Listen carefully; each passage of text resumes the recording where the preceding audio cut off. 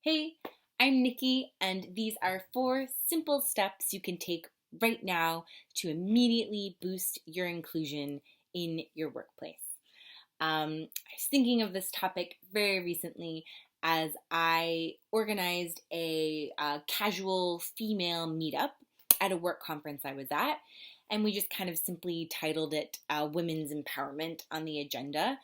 There was no big mission. It was just to kind of create a space where we could get together, discuss adversity we face as females, and maybe brainstorm some actionable solutions. So the day of the meetup, I was chatting with a male colleague at lunch, and he kind of mentioned, "Oh, I was surprised to see women's empowerment on the agenda." When I asked him why, he said, "Well, if you look around, we're 50-50 male, female at the company. So, we've really achieved equality." And I just kind of I took a breath. I sat with that for a second. And I like to think that I responded very clearly, yet simply, by kind of saying, being equally represented does not automatically result in equality. And then internally, I, kind of thought, okay, this is a great first discussion point, inspiration for the meetup, which, for the record, was open to everyone. And we had one male attend, and he was a wonderful addition to the conversation. And it was a great night. It was a really, really fun, successful meetup. So, with that in mind, I thought I would write in this article how to identify what a majority culture is in the workplace, and I'll explain what that is. And also, I offer 4 easy steps you can take right now to ensure true equality at a workplace. So, what is majority culture, right? This is simply the larger group of employees that all share various attributes. The opposite effect of this is that you then have a minority group of employees that have attributes that few, if any, of their colleagues share. Often, those not in the majority culture can be subconsciously left out or made to feel as if they don't belong. The negative results of this are an employee who don't feel that they can actively participate, so you're not really getting the full benefit of their talent, and it can also even result in quick turnover of someone finding another environment where they do feel that they belong. Some common majority cultures that you might be familiar with are gender, race, culture, nationality, religion, native language speakers, age, physical attributes. Have you ever walked into an office and you're like, wow, everyone here looks exactly the same, right? It can also be personality. It can be, an office full of extroverts or an office full of introverts. Some of these are obvious, right? Race, gender, you look around, you see it. But sometimes you won't be able to physically see the majority culture. For example, an office full of people who don't have kids, right? So the minority are those who are parents or caregivers. Majority cultures can be the result of historical reasons or geographical reasons. For example, there's a reason why there's mostly male programmers in the computer science field. It has to do with history.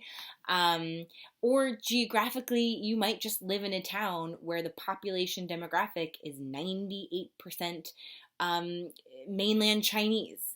Therefore, your office is probably going to be 98% mainland Chinese, right? But majority culture can also happen because unconscious bias is a thing. And I won't get into that. It's a totally another topic, but people like to be around people who are like them. People like to hire people who are like them.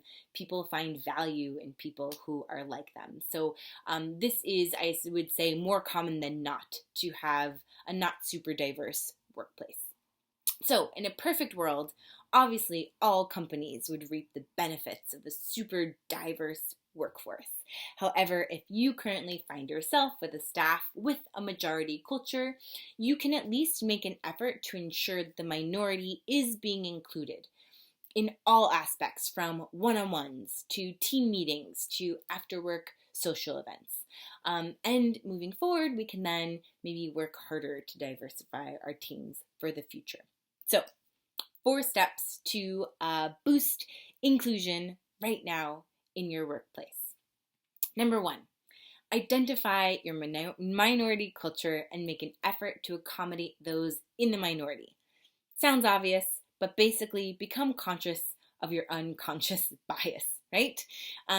Let's say you look around and think, okay, majority of our company are native English speakers.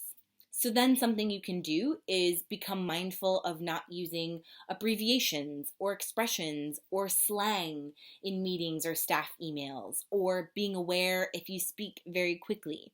As someone who presents very often to non-native English speakers, I can attest to getting blank stares after using a word or phrase I incorrectly assumed was universal. Most recently, examples that come to mind are the word popsicle and Girl Scouts.